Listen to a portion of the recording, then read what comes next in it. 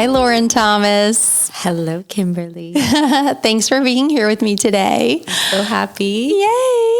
I actually wanted to start in a different way. I've never really started a show like this, but I was researching you.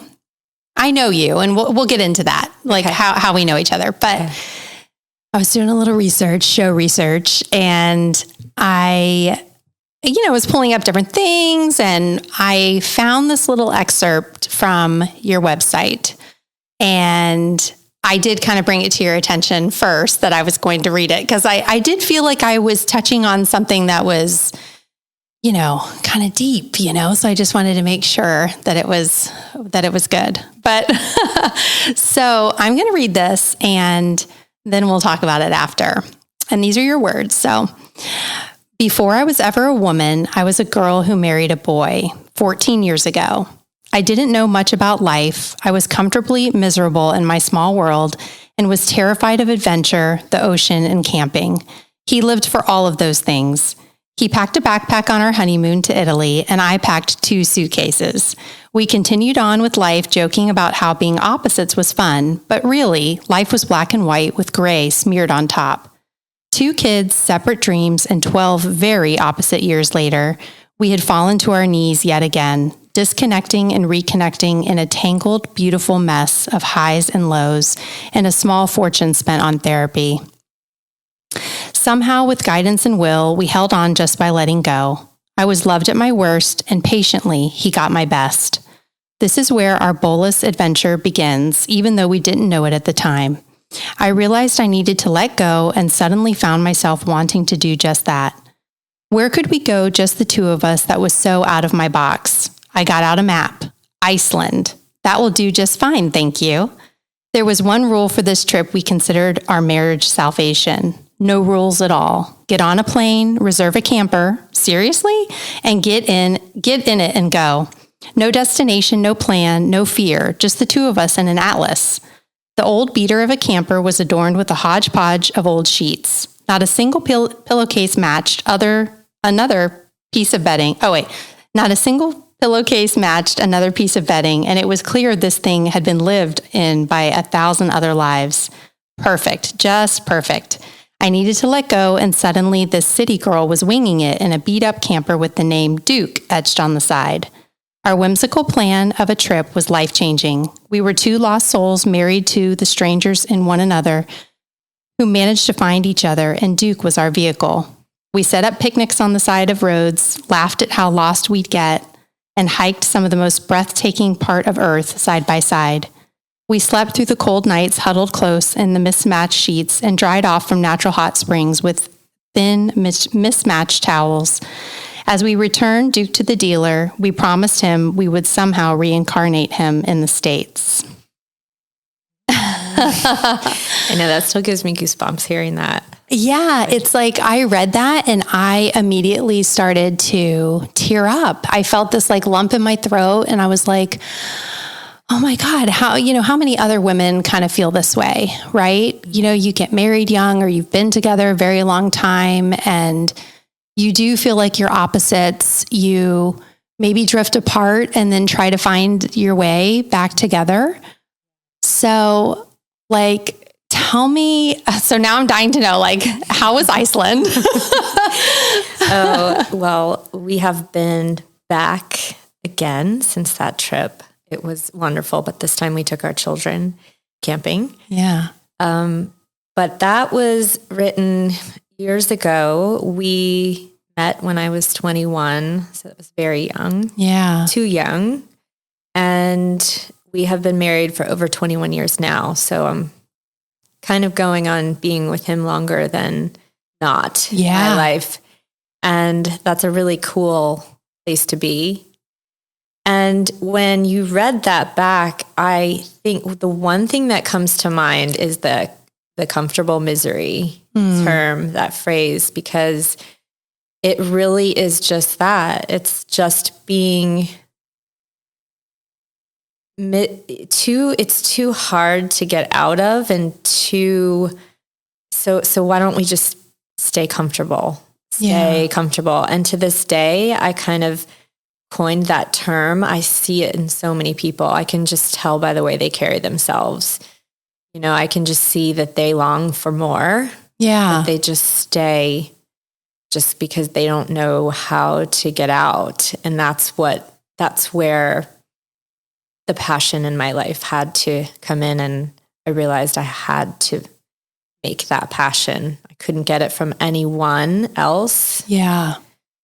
So when did you realize, like, you know, I'm kind of in the same boat. I've been with my husband 18 years. So since I was 24, and, you know, before I was ever a woman, I was a girl who married a boy. Before I was ever the woman I am today, I was a girl who was with a boy that, you know, and that kind of like defined my life and still does in a lot of ways. Right. So my background is in psychology, and I have my master's in psych, and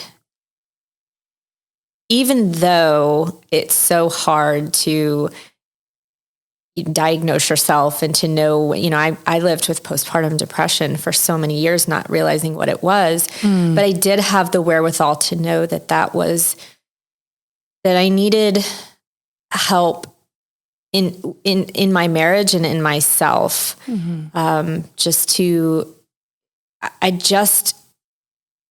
guess the answer to your question is, when did you realize that? Well, you know, with being as general as I can about something, you know, personal, and that you share this other, you know, I'm sharing this with another person.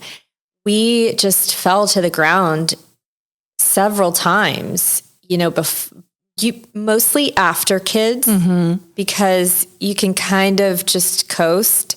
And then when you bring children into the picture, it's hard. Everything changes. And then he said something to me one day that really kind of prompted me to say what's happening. And I had my son, and so my kids are 4 years apart, and we had gotten into a big argument, and he just said, "You're just not fun anymore." And I feel like that hit my little girl so hard. You tell a little 5-year-old girl you're not fun, that's like telling her you're so ugly, you know, and worthless. Yeah, it is. It's really attacking you at your core, you know? So I didn't understand why that hurt so much. But then when we started going to therapy, we had a really great therapist who kind of brought each other back in time into each other's childhoods, and really had us empathize with the boy and the girl within each other.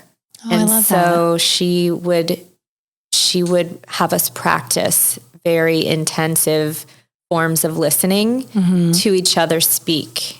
And she really believed in the concept of a relational muscle that we don't possess in either of us, but that exists in the middle of the space between us. And so the form of therapy that she developed, imago therapy, is that if couples or friends or anyone in relationships look at their relationship as though a bridge was between them, and anytime they communicated, someone was always sending and another one was always receiving. But to really receive, you had to practice a listening that you've probably never practiced before, which meant literally cutting the rubber band from your past, which makes people defensive. It makes people not hear because they're busy formulating a response. It makes people cry sometimes. And so really with that, I was able to go back into his childhood with him. Wow. And just not even, we talked about being in the woods behind his house, and he didn't have many friends because he lived far out of town, and he always felt one with nature. And so, you know, we'd closed our eyes and he took me back there and we held hands, and he said, "Take your shoes off and we're going to run through the woods together." And literally just walked me through a moment in time in his childhood. And I just saw this little boy. And it was an intensive therapy session, meaning it was a weekend long retreat. Oh, wow. And it really changed our lives. It really changed our lives because we almost lost each other, and it was this new dawn. It was like a new way to look at each other. So I don't think I had really fallen in love with him until then, to be honest. Wow. Yeah, I loved the idea of him. Yeah. I was attracted to him. He was so intelligent, so creative, and he was fun and carefree. And I wasn't, and I wanted that. And I think I married what I wanted, but not really what I needed. And I wasn't really able to give what I could. And so that truly was when I said, for the rest of my life, I'm going to love you with my little girl all the time. And I will love the little boy. Yeah. You know? It's so important to realize that, we want them to be something, and we want them to fulfill something in us, right? And realizing that they are still forging their way. As much as they look like they've got it together, they still are that like little person. Mm-hmm. I think that like inner child work is so impactful. So impactful. And I mean, it wasn't that intensive therapy session was the end all, like never need any therapy again. It was really like the launching pad to say, wow, what else can we do every so often? So we kind of got in a habit of like for anniversaries and things, we would just like take care of our marriage somehow. And we do go on trips by ourselves, and date nights are like a religion. Yeah, to that's us. so good. But yeah, it's a constant nurturing, not something that just was figured out. Yeah. I love that you were like, okay, you want fun, you would want adventure. Let's go to Iceland. And was that trip really like a turning point in your lives that you were willing to say, I'm going to do this, I'm going to have fun, I'm going to go outside my box. Yeah. And he realized like, okay, she's doing this for me. Right. Yeah. Right. Because I think we bring different traumas and experiences from our past. And for him, he didn't have a problem being carefree. Mm-hmm. He just had a problem not having a partner that was. Yeah. And didn't feel seen by me. And so for me, that trip was changing in the sense that I had to rip off, like you said, the Band-Aid and just dive in, because I had such, like control issues. And that's why I wasn't fun. I had to control relate to moment. that. and really that stems from two main things: a very ultra sheltered and safe childhood, and which isn't bad. Mm-hmm. It's just interesting in a non-interesting way. And the second, now I'm losing my train of thought. The second was, first of all, like I said, you bring different things into it. And when you realize like the root of it, which was also, the second one, the OCD, having to control and protect, which is what the postpartum led me to do when I gave birth between like two of the worst hurricanes to come through here in 2004. And oh, wow. So we had to, use the hospital as a shelter, and we had to just constantly be on the road and like running from this hurricane. And so those kinds of things combined with your partner's things bring together. And it really is, I feel like, a bomb. Like when I go to weddings these days, I look at the people and they're just so beautifully dressed, and I'm like, oh my God, this bomb's about to go off. And I really hope that they can make it. Yeah. That's what I say to myself. Yeah. I really hope they can make it. And, they'll have like these little cards that say, any advice for the bride and groom? And oh, you're like, where do I start with you guys? Well, I always write, stay in the boat. Because that's our little phrase that we have together. When it's hard, I'll stay in the boat with you. Oh, I love that. I love that. Yeah. So That's my little marriage. I know. We could go on this could be a whole podcast on marriage. I know, it really could. It really could. But what is so, incredible about that is that you were able to like find your way through maybe something that, you had to build the strength back, right? You have kids, you have lost yourself. Now you're trying to find yourself again. And I think, like for me, I know turning 40 was really, actually like 39 and a half was really like this huge turning point for me. And I wasn't really ready for what 40 held. 40 held a lot of, in a great way, like 40, it was just like, I'm turning 40. Like, what is my purpose? What am I supposed to be doing? It was just like all of these life questions, you're reevaluating your childhood and your life, like up until this point. It is such a milestone. And so for me, that's when I kind of was like, I am going into this next phase of life with something, with a new mission. Yes, I want to be the best wife possible. I want to be the best mother, but like also, who is Kimberly? What does she want to do? What are her goals and dreams? And yes. So tell me how, because you have written this beautiful book and we're going to talk about this, but how did you really, I mean, first of all, the process, like I want to know, like, how did that get started for you? Like, what was the first little pebble in the ocean of like, I'm going to make a way for myself. I'm going to do something for myself, for Lauren. Yeah. I would say it wasn't a pebble. It was the bomb. Like people will say, oh, you're so brave to write a book. How did you know how to write a book? And the answer is I'm not brave to write a book. I have no clue how to write a book. I just knew it was the only way to save myself. Mm-hmm. And I didn't invent the idea of the book on that premise. I have always loved entertaining, loved hosting, cooking, food styling. And so there's the backstory to that, which we'll get into when we talk about the book. But really, I needed to get myself out of the cage that I had built, which was that comfortable misery box. Mm-hmm. And I had to tear my way out of it. I had no choice, in my opinion. So it was like this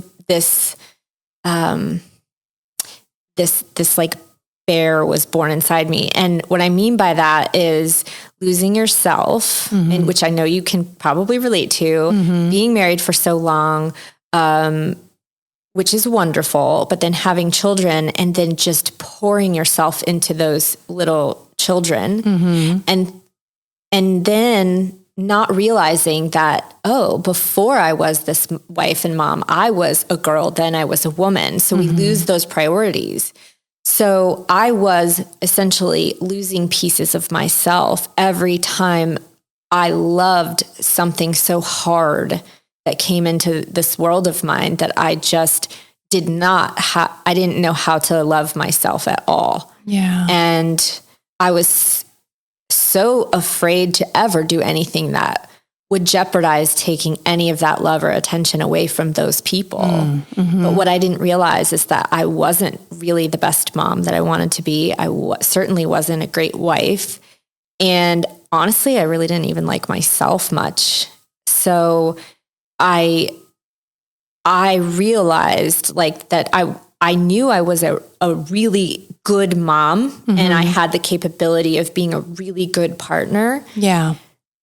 So that pebble that you talk about was like, I needed to mama bear myself like I mama bear my children. I guess it's another way of saying like, put your oxygen mask on first or fill your own cup. But that's certainly a phrase a lot of women can relate to. Like, if you mess with my kid, my mama bear claws are going to come out. Yeah. And like now it was like, if you mess with me, and this was me talking to me, because we are two people. We are there's us, the thinker, and us, the observer. And so us, the thinker, oftentimes pollutes our being, because we as observers are going, oh my gosh, we're believing these thoughts. Yeah. And I really had to say to those thoughts, okay, you're not going to fuck with me anymore. Like I am the mama bear of me. And I would literally sit my own little girl down in a chair and pretend that I was talking to her as an adult and say, I'm going to take care of you. I got this. And so this book came one January, because Januaries are hard for me. I feel like it's a bad Monday all month long. Yeah, the letdown of the holiday season. Yeah, and you're just supposed to do something really important, and you're like supposed to tell everybody what that is. Yeah, and tackle all these things. Yeah, and manifest it, and what are you gonna do this year? And it's like I don't know what I want to do this year. And then on top of it, my kids were getting older. So about how old are they at this point? This was about 2.5 years ago. So so my daughter was a junior in high school, 17-ish. And my son was in 7th grade. Okay. So they're needing me less and less. My daughter has her driver's license. They're needing me. And at the same time, simultaneously, my husband and I were noticing that our parents were dealing with entering retirement and all that had to bring on emotionally, and that feeling of not knowing what their worth is and what purpose they've brought into the world and what do I do next. And I thought, wow, that's a really bad Monday. Like that's lots of years of Mondays. So I said, how am I going to prepare for this next season of my life when both of my children are gone and we're empty nesters? I have so much to say and so much I want to do. And so that's the bomb that went off. Like a bunch of pebbles went off one January morning. I was just like, I'm going to do this. And so you thought then that you wanted to write a book, or was it other things? Were you thinking you would do other things? During COVID, I was cooking more. We were all present. We were slowed down. There was no travel sports. I didn't feel like an Uber driver. I was like, I almost felt guilty how much I enjoyed it, because my husband was working from home. My kids were home doing virtual, school online. And oh my gosh, I was having so much fun setting the table every night, because I knew we were all going to be together. No one had volleyball. No one had lacrosse. No, I didn't have to drive and make someone's meal beforehand. And so then I was starting to put so much focus and thought into my table for just the four of us. And my kids would show up and they'd say, Mom, what's the occasion? And I'd say, it's just tonight, it's just Tuesday, right? Yeah, it's just Monday or whatever. So I was taking such pride in this. And in turn, I was noticing and like, I had this binder for a long time that had family recipes that were handwritten by different generations. And I had magazine clippings, and I would take pictures of the meals that I made that my family loved. And I would like jot notes on them. Like, I used this and I did this. And then I just kind of like 3-hole punch them and put them in a binder. And so I was looking at this binder one day going, wow, like, I love, obviously you and I met at an art school in high school. That's our little background. That is our background. And so I'm an artsy visual person. I was putting them all together, and I said, okay, I'm going to really print these out nice. And then I'm going to put them in like those little clear protector sleeves. And then I'm going to give one to my kids one day. And then it just was like, wait, no, I'm going to write a book. I love that. And I had no idea how to do it. And so that's what I get a lot too. How do you know how to write a book? Yeah. I didn't. I spent a little too much money trying to figure it out. Yeah. And did it a little backwards, but that ended up being a blessing and led me, for example, I took pictures of all the recipes I wanted to, I hired a photographer and a food stylist without even having a manuscript, without being signed by a publisher. But you're so visual, so that makes sense. You were like, I need to see this. That's how I had to organize my thoughts. Yeah. And then when I realized the publishing process and was submitting my book proposals to all these big publishing houses, they literally were laughing at me. They're like, you don't have a manuscript, but these photos are gorgeous. Yeah. But like, what does your book say? And I was like, well, I mean, it's all inside me. I'll write it, but like, do you want it? Yeah. Yeah. Are you going to take it? Yeah. So then, funny enough, one woman-owned publishing company in San Francisco saw my pictures and she called me and she said, "Oh my God, this is so beautiful. Like, I need to know more." And then that's how I flew out to San Francisco in the middle of COVID and met her, and we signed just right after that.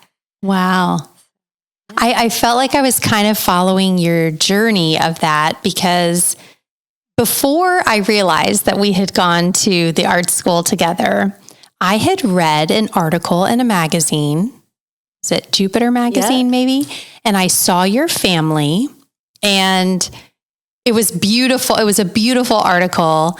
And I think I started following you on Instagram off of reading that article. So I follow this girl, Lauren, and I'm like, oh, she's so great, you know? And then I was at the spa.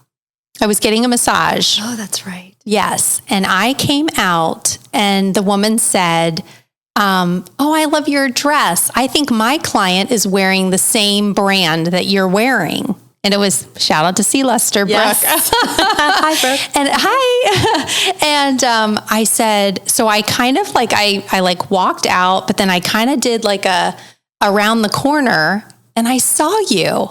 And you said, "Are you the modern hippie?" Yes. Or something like that. And I did. I called you out. I was like, I know this girl. Oh my God, that was really funny. And you're like, I mean, we're both coming out of a massage. So you know how you feel when you come out of that. You're like, oh, your face is all red and everything. And I think you were like, oh my God, like, who is this girl? Right. So I think from there, we kind of maybe just talked on Insta. I think maybe I sent you a message like, hey, this is me. Like I'm following you. And so, so Lauren and I then, we had some crossover and like some of our friends. We did. But what's interesting, is that I invited you to my launch party. Yes. So a little over a year ago. Yeah.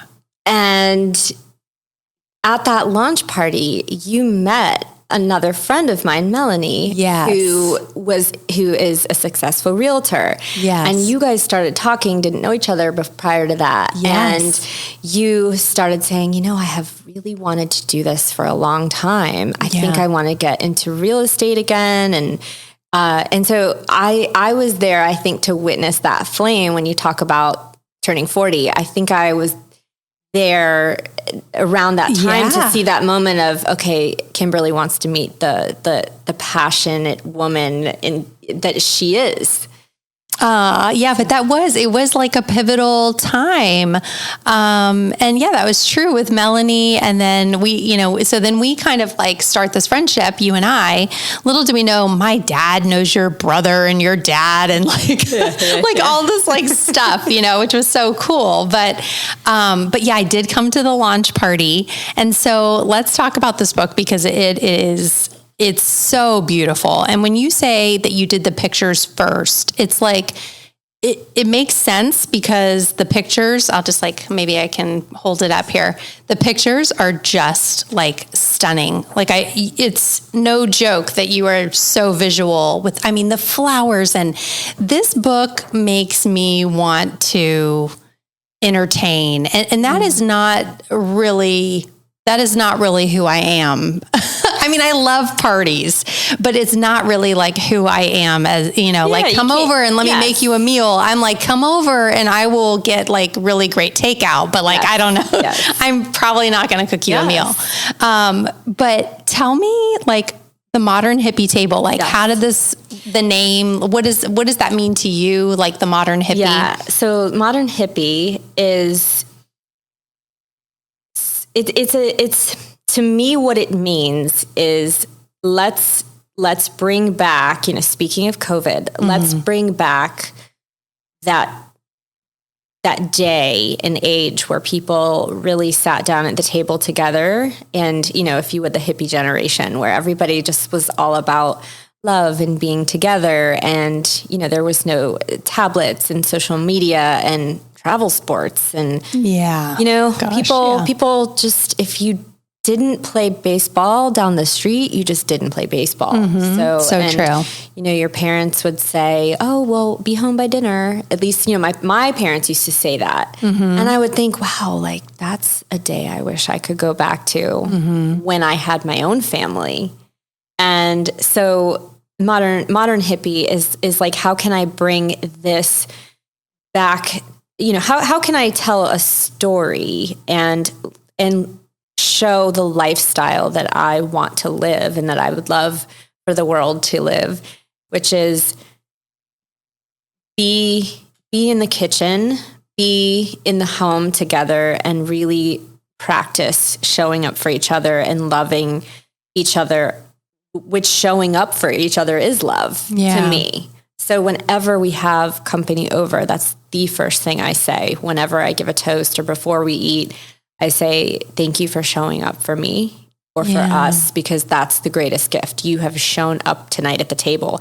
And sometimes too, we'll say that to the kids. We'll say, you know, sitting down at the table is an act. You sit down at the table, but not everyone shows up. So sometimes we'll say, you know, are you at the table? Are you here tonight? And it kind of just resets and like makes them check back in.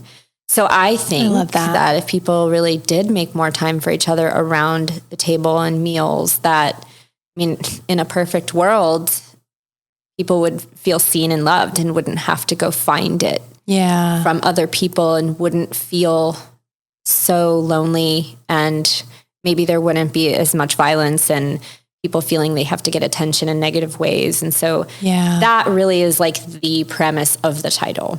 Oh, I love that, because it is all about connection and love, and you can tell like through what you've put together here, the love that's gone into it. And I see just through social media the pictures of you, you know, you're making your house a home, and that's so special. Yeah. So I love that, and I think that's such a good thing.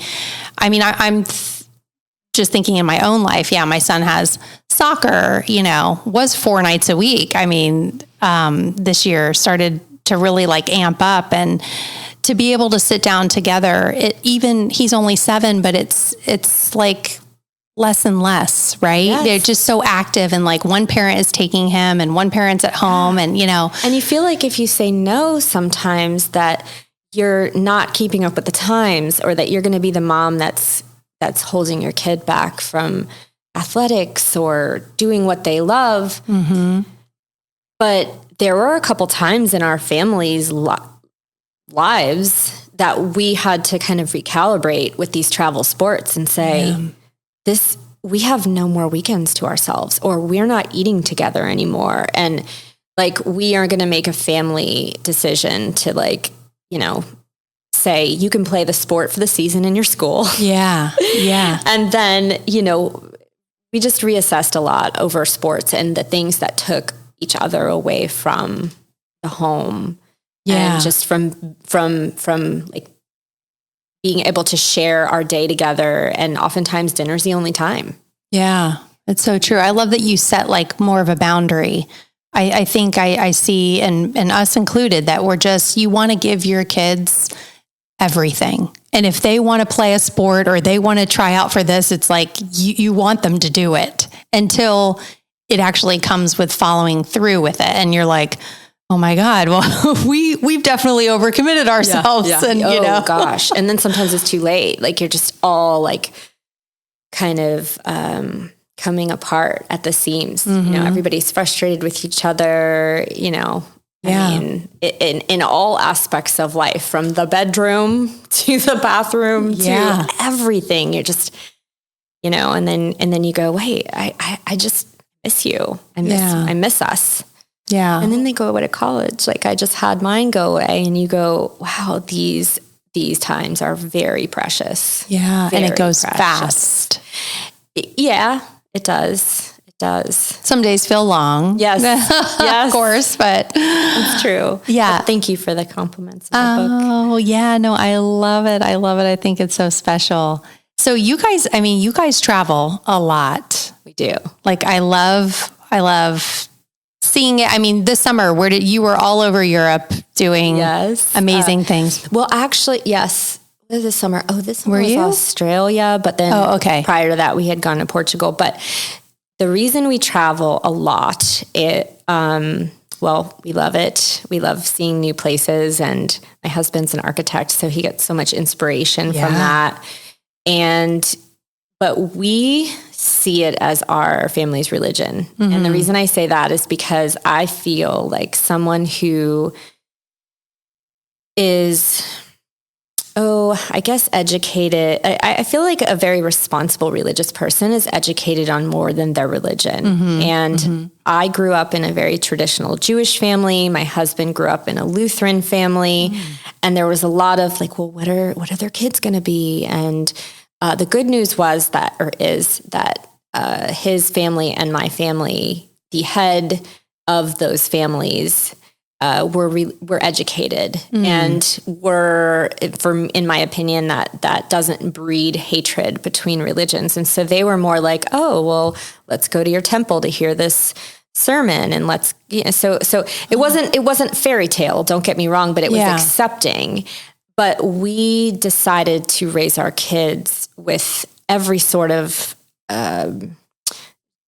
just giving them every opportunity outside the classroom to teach them about the world. Yeah. So traveling, you see different religions, you see different classes of people, you see hardship, you see beauty, and most importantly, getting back to the modern hippie thing and what Duke, our silver bullet camper, ended up being was this vessel where a lot of times we had no Wi-Fi. We were together in this, we called it like our toaster oven. Yeah. And it forced us to all like just be together again. Like we weren't staying in these hotel rooms on top of each other, like where we had Wi-Fi and everyone was on their devices. It was like, yes, we were close, but it really taught the kids how to do things other than just be on their phones and devices. Yeah. So like my daughter's 4 years older than my son. And sometimes like they were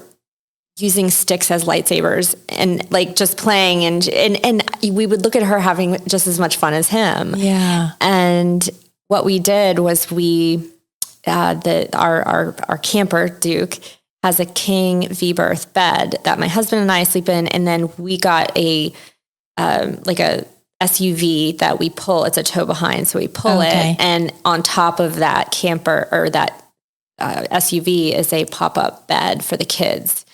So it's and then we bring the dog. So the dog lays like looking out the screen window of the camper, like protecting them. And then we take the ladder away. So they're just on top. And it's such a beautiful, literally, we call it our religion. It's just like we do that together as much as we can. And it just sort of is the same theory to me behind like living my life. It's just not, modern hippie isn't just a, social media handle or a title of a book. It's just the way that we live our lives. Just we want to be free. We want to be well-traveled, and we want to be enlightened and educated. And I think that's better than any book or tablet. I totally agree. I totally agree with you. And when you said that you were kind of like had a sheltered upbringing, did you do a lot of travel when you were younger? Or is this something that kind of came when you were with your husband? Because he sounds adventurous. Correct. Yeah. Yes. I mean, we were definitely a family that was, I'd say middle class to upper middle class. But it was just like, oh, let's go to Disney. And then we'd go on cruises with our grandparents. It wasn't like, oh, let's go to, Iceland or Portugal or all these places that I have been with my husband, who he just such a free spirit and literally traveled Europe on a backpack when he was in college studying architecture and studied abroad in Italy. And he would tell stories that he would, he'd had one pair of shoes, and when those shoes would get uncomfortable or worn, he would buy another pair and he would give those away or throw those out. Yeah. Like he didn't have any more room. And there were a couple times like he would sleep on a train or sleep once he slept on the street, and he said, this is a very middle class family that he grew up in, upper middle class too. And so he's like, oh my gosh, I would, sometimes, but here, that's where, that gives me goosebumps when you still read that. It's like, before I was a woman, I was a girl who married this boy. Well, I married this boy. He was such a free spirit, and it intrigued me, but it scared me. Yeah.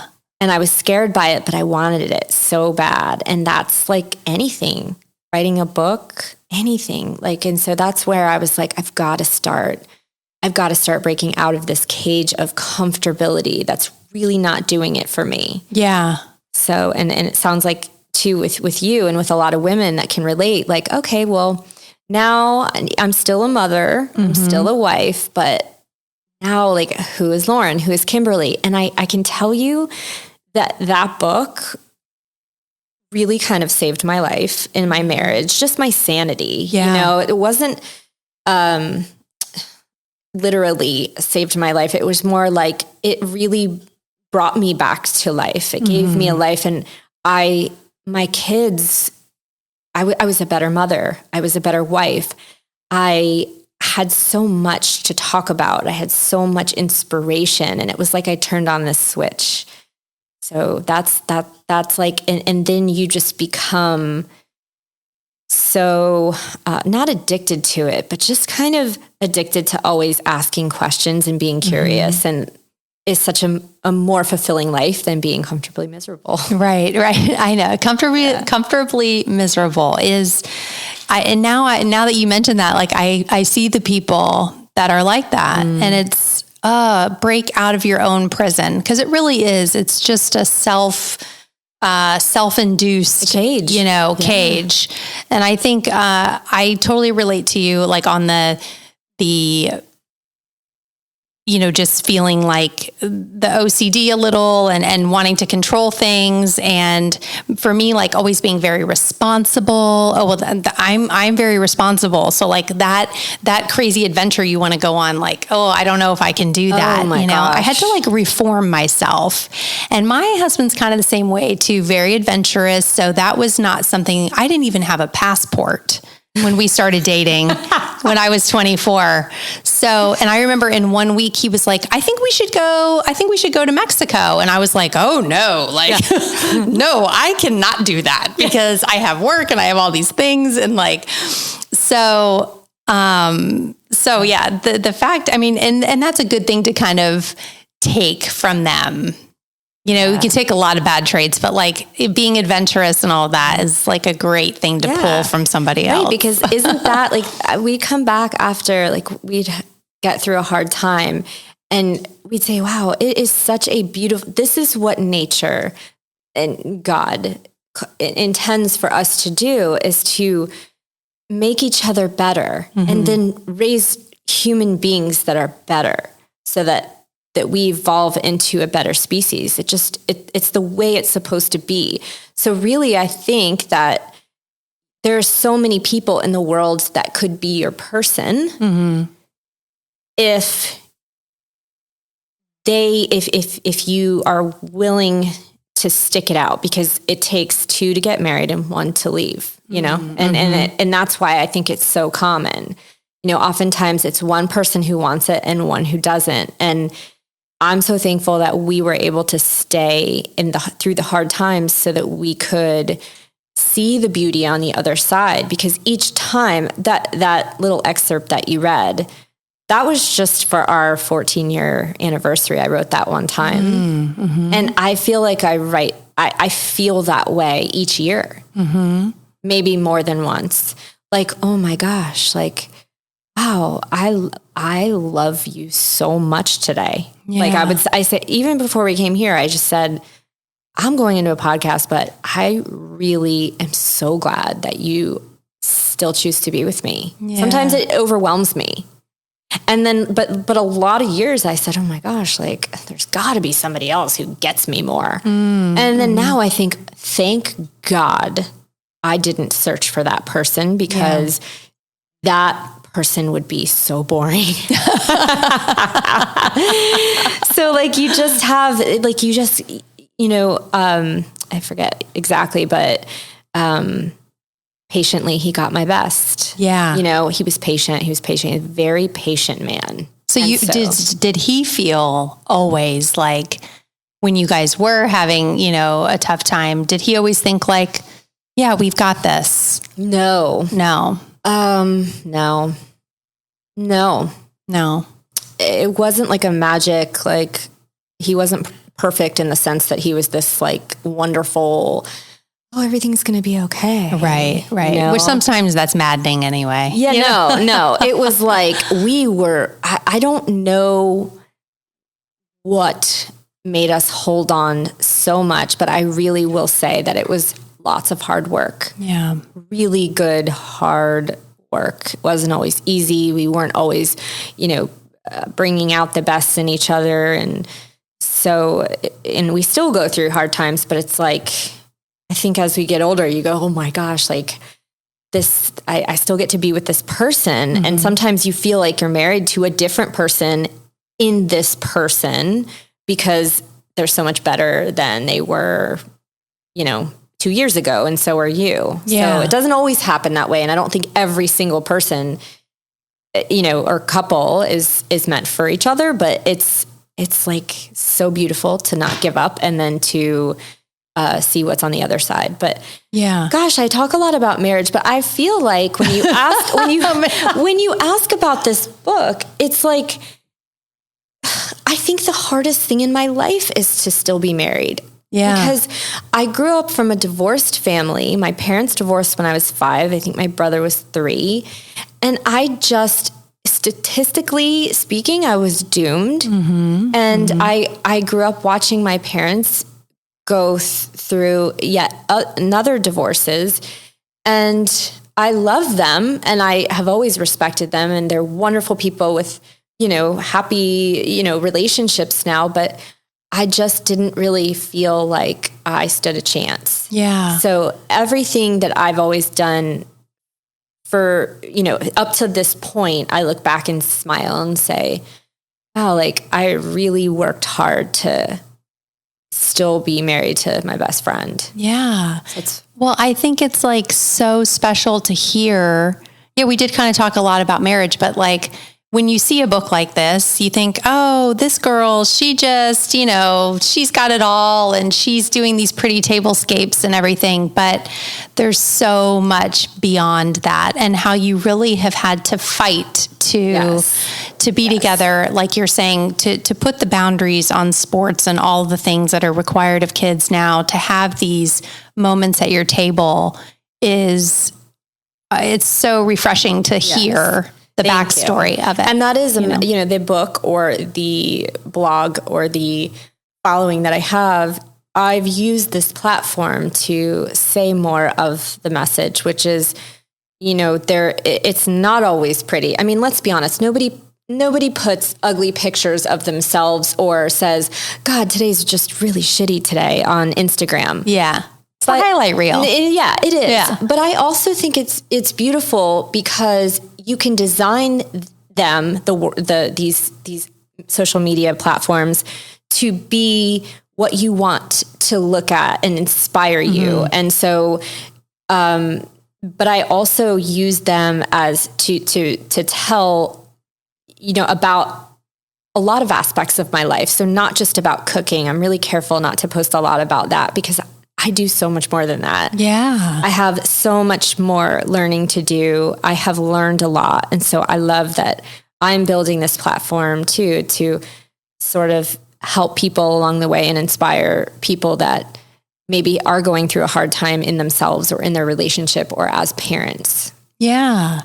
And it is inspiring. And I think it is, yes, the social media can be the highlight reel, but it also, like, I kind of use it. Sometimes I don't feel super motivated, but I know that if I kind of put that out there, then in turn, I'm going to feel it too, right? Like, I mean, I want to inspire other people, but I also, really, I'm looking for some inspiration for myself as well. And I'm not afraid to say that, Yes. So it's like, yeah, we're trying to put our best foot forward there, but, we could use it and everyone else can use it too. Yes, for sure.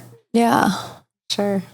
So we were kind of like chatting in advance about, imposter syndrome and how, it's just kind of like reading up on that. And I was like, gosh, it's it would be such a shame if we all got deterred from doing the thing, writing the book, putting ourselves out there, just by feeling like there was someone out there doing it better than we are, right? You know, every creative person that I have ever met, that I look up to and that I'm able to have a conversation with, or who's also honest on their social media that I follow, every single one of them, I don't care if you're male or female, says the same thing, which is sometimes I feel like a fraud. Sometimes I don't know what I'm doing. And there is a designer that my husband was working with, and her name was Betsy. And she was one of the people that I thought was just the most brilliant woman. And she's so talented. And I would just say, well, gosh, like, oh my gosh, I would always joke, I just want any bed that you like style, I just want to sleep in it. And how are you so talented? And how are you? And she just looked at me and she goes, well, you know, half the time I don't even know what I'm doing. Yeah. I just do me. Yeah. And I was just like, really?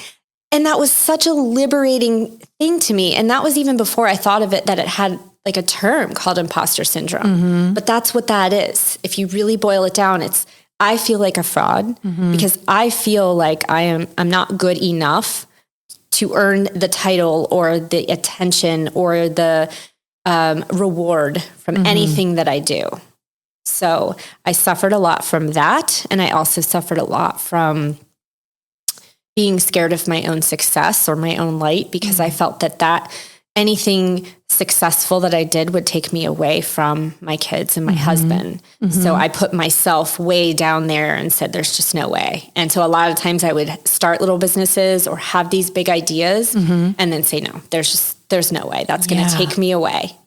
So those two things I would say are, but every single person feels this way. Yeah. And if you don't, you know, your ego is very largely inflated. Yeah. And they really don't want to be. You're the best. Yeah. Yeah. So I just find that I seek out other people who also are really taking care of themselves or are on that path, that also can, you know, like live what they teach, which is, you know, my goal in life is to raise decent human beings who are thoughtful of others and who are confident in themselves and treat people with respect, and to know that is the biggest gift you can do, is to be at the table looking at someone in the eye, having a conversation like you and I are. I mean, we showed up for each other today, right? Yeah, we did. It's so special. It's such a cool, and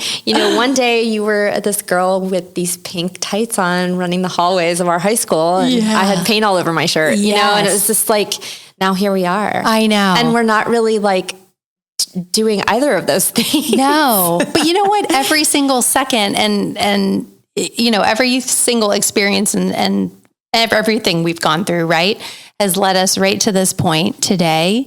And it's so great to have someone on that. Yeah, maybe we weren't, you know, we probably never talked at school. I don't think. Ever. In fact, you and I had mutual friends. Okay. We had mutual friends that we talked about recently that just, oh, did you know this person and this person? And you know, we might follow each other on social media. Lonnie's one of them. Yeah, Lonnie. Yeah. She was and so, and interestingly enough, as you find a lot in life, and please don't, you know, for all the listeners, don't take this as like, if you're not an artist, you're not a creative thinker, but I feel like a lot of the kids that we went to art school with were just, you know, just are very deep thinkers. Yes. You know, deep thinkers, and always asking the questions that make them or allow them to grow. I find that is a common theme. Yeah.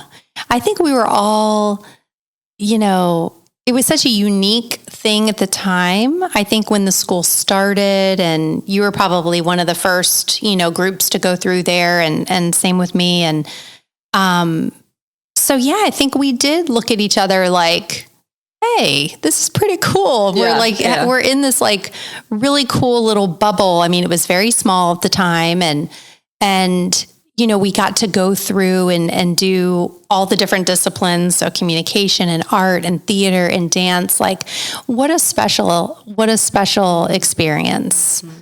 Yeah, it was really pretty amazing.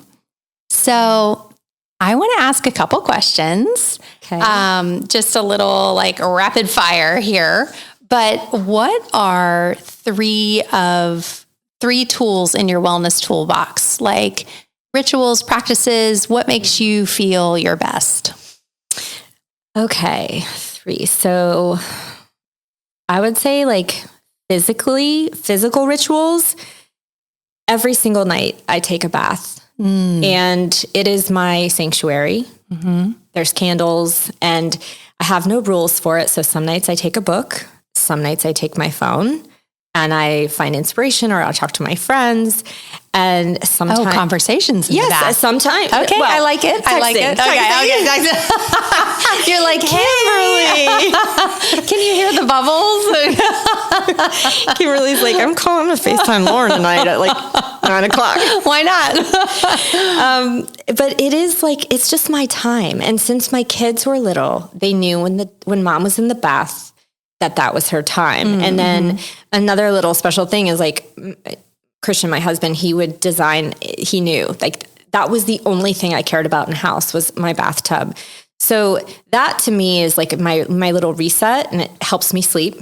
And then I love to get monthly massages. It takes care of my body. Mm-hmm. So physically, and then let's talk about creatively.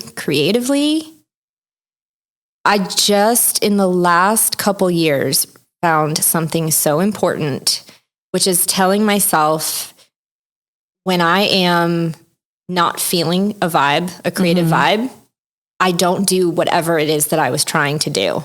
I just put it down and I walk away. Okay. And so it's saying no, like that switch, turning it off and on. My creativity makes me feel like I'm setting myself up for success and not failure. Like sitting down on a piece of paper or sitting down to write my blog or something like that. Like I just, that ability. So let's see, physically, creatively, emotionally. I would say, I know a lot of people talk about in your 40s, you start to say no more. And I would take it a step further that I have, and I don't like the word boundaries, so I'm not going to use it. Okay. I like selective distance. Oh, I like that. I like that. I like made this up because I feel that my relationships with people are so much better when I put some selective distance between, that I have intentionally done. And it is my way of saying, I still love you. I still admire you and respect you.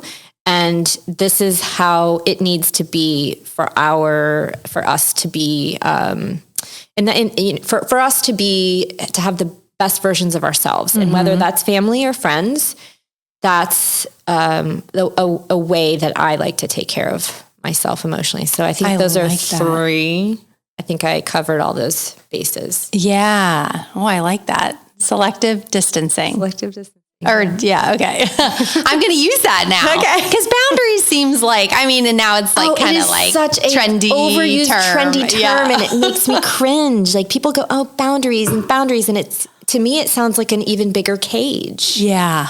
Yeah. It's like you can't do this unless you do this. And you need to, I'm only going to have dinner with you this amount. It's like it just makes me cringe. So I was like, I'm not going to use that word anymore. I don't like it. Okay. I don't like it either, for that matter. Not anymore. Don't ever text me with that word. No speaking of boundaries.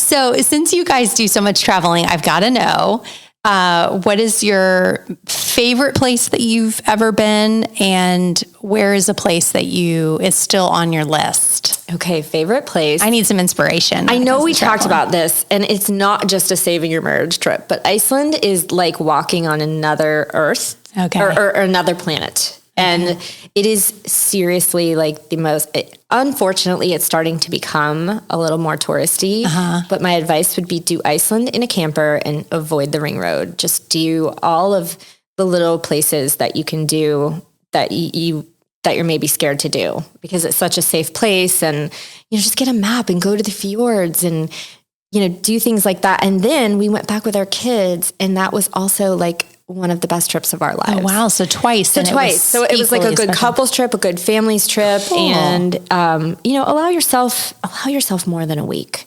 Yeah. And really most people don't realize this. It's a 5.5-hour flight from New York. Oh, wow. It's like one of the closest places in Europe that you can get to. Oh my gosh. And see, I don't equate, like, it's funny when I was reading that because like, I don't equate Iceland and a camper. Like, I just wouldn't think those two things go together.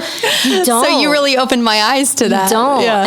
And then you get there and you go, oh, no wonder you see so many campers all over the place because the rules are different there. Like, all property, you can camp anywhere. Like, nobody kicks you off and goes, that's my property, or that. I mean, you could, you'll be like on the side of the road and nobody cares. And it's so safe, and there's sheep and horses and everything's wild. And it just feels like that place doesn't exist in the US at least. And then the place I want to go still, because we've been a lot of places, is Japan. You know what? I knew you were going to say Japan. Did you? I did. I don't know why. It's been on my radar and I really want to go, but I knew you were going to say Japan. That's so funny. Well, it's not even a place that was on my radar except for just living with an architect and someone who is so focused on just using the materials from the earth to build too, he's just very into wabi sabi and just the Japanese forms of building and art and architecture. And so for me, that's a place that a continent that I've never been to, and that I really want to go to with my family and spend a few weeks and just really like go, because Japan's huge. I mean, there's mountains, there's skiing. There's a lot that you can do. But I think what I would really like to learn from them is to expand my horizons with food and expand my practice being calm and meditative more. And, how they have like this art of just mastering, just like an elegance of being very composed. And I don't know. I'm really wanting to check that out. Yeah, no, I agree with you. like almost like a minimalism, but with like a lot of elegance. Like, it's just, everything is just so, and if you don't have it, you don't need it kind of thing. I love that. Yeah. Japan is definitely on my radar too. Yeah. Oh, well, maybe we'll run into each other there. Oh, I don't know. We'll see. So fun. I know, it was fun. Thank you so much for being here. Where can people find you? Well, so I think, so in books for the book, you can find it at Barnes and Noble, most brick and mortar bookshelves, major bookshelves it will be on. Also, on the web, Amazon, Barnes and Noble, and then a lot of, check your local bookstores too, because even if independent bookstores are really something to salvage, we all love shopping in them, but we would be really sad if they didn't make it. So I love shopping in local bookstores first. And so if they don't have it, they can order it. Is there a good one around here? Give them a little plug. Oh, gosh, there's a really cool bookstore in Vero called Vero Beach Book Center. I know it's far, but it is the coolest bookstore that I have walked into in a long time. It's like it's like a Hallmark card store / books. They have a whole kids section. It really feels like it's like all the things that you want to go into and like shop and read and things like that. But I wish we had we had more of them around here. I really do, because I see them all over our travels. Yeah. And then social media, it's the Modern Hippie Way on Instagram. And my website is themodernhippieway.com. Lauren Thomas, thank you so much. Thank you, Kimberly. So fun.